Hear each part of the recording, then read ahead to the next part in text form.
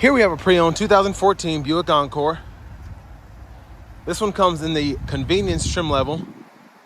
This paint is white pearl tri-coat. And then we have titanium cloth and leatherette interior. The powertrain consists of a 1.4 liter turbocharged 4-cylinder engine, made it to a 6-speed automatic transmission.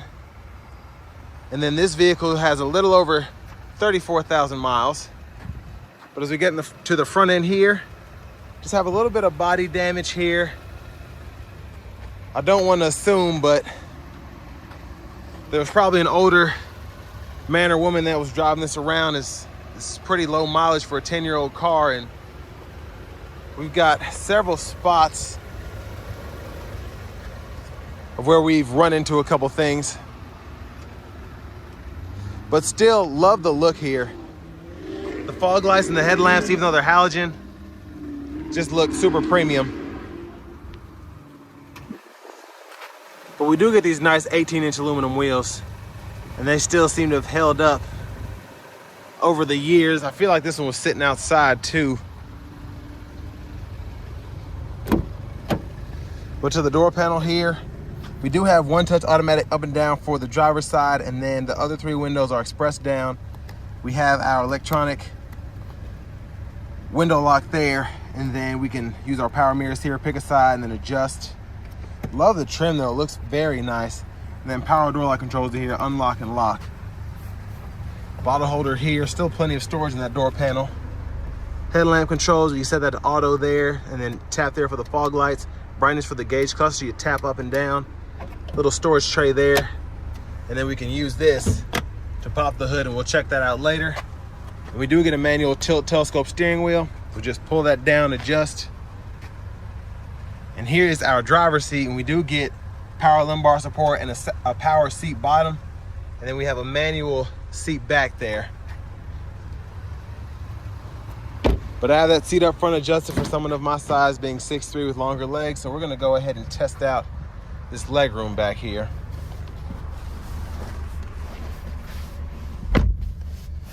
So for such a small vehicle, it's certainly not terrible, but I wouldn't sit back here personally.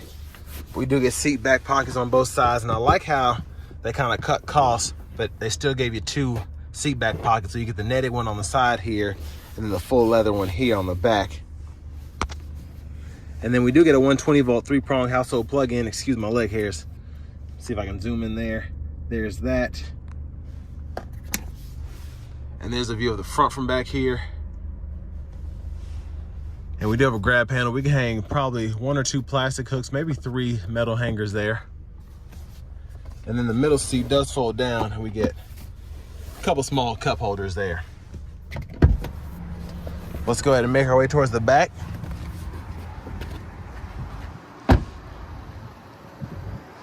And again, I say it looks like it's been sitting outside because it does have a little bit of fading here on this kind of aluminum brush part for whatever reason. Or maybe it's something else, but something I noticed there. But there's the back end. Take a look underneath the vehicle. There's the exhaust.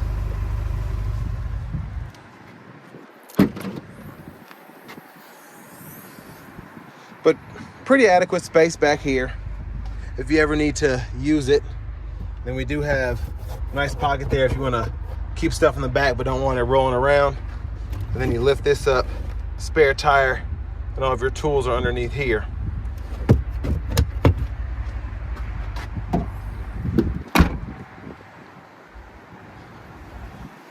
But to the fuel cap, there's that there. And then to the rear passenger side, I'll show you how the seat folds. Pull this here. And then when the seat's up far enough, these will fold flat and you can run longer objects to the front. And then pretty easy to just lock it back into place.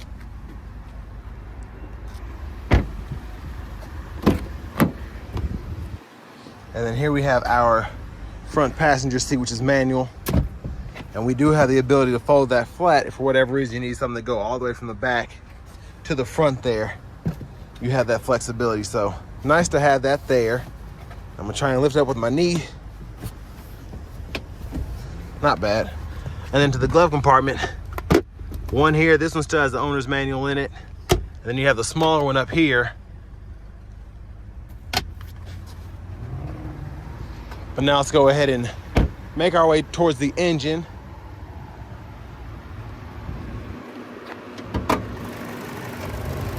And there's that 1.4 liter turbocharged 4-cylinder. And then we just use that hook to prop it up over there.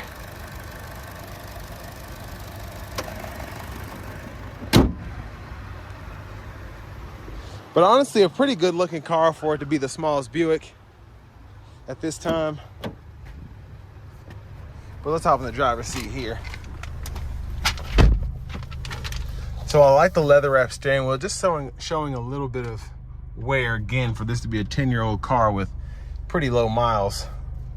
But honestly, still feels great. But over here to the radio, everything is through these knobs and buttons here. But I do like that we have a home page, so I'm gonna scroll through all of that there. So there we have our Pandora, Stitcher. We do get a CD drive, AM. Then we have FM and XM radio, Bluetooth audio, and an aux input. And then when XM's set up, we can go through weather, look at fuel prices, and configure our settings, all of that there. So click that, you can go through your languages, you can change that.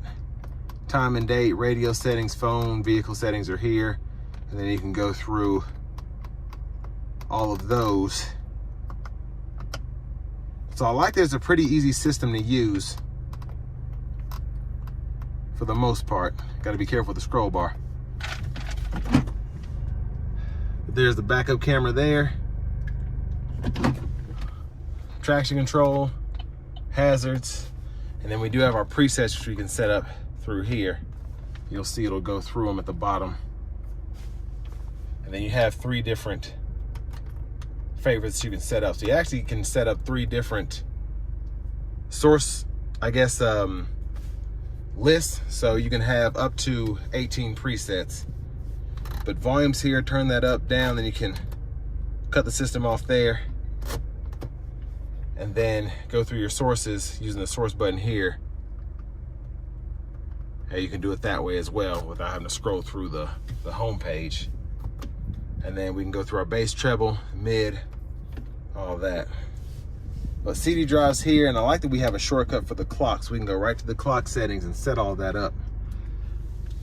I do wish the screen was a little bit bigger, but honestly, you can see it, it's just so far back that I kind of have to lean up to get a view of it, but not really a big deal. We can control fan direction for the AC here, and then we do have dual zone climate, so we can set temperature for the driver's side here and the passenger side here. We can actually click that for the auto mode. Then we can turn that auto mode off by adjusting the fan speed. And then defrosters here, AC toggle here. Now we do get electronic rear door locks, that's fantastic on this kind of vehicle in my opinion, to get that. And then a 12 volt, a USB-A, and an aux input right there. And that's what you run off your radio. But for the 6-speed, pull this lever, reverse, neutral, drive, and then manual mode. You can manually shift on top of the shifter there. There's our emergency brake, 2 cup holders here, little storage pocket in the center console. OnStar's on the mirror, and then we do have our dome lights here, and reading lights as well. There's a view of the back. And then there's the vanity mirror there. It's kind of weird. But over here, blinkers, when the lights are on, high beams, and you can flash there.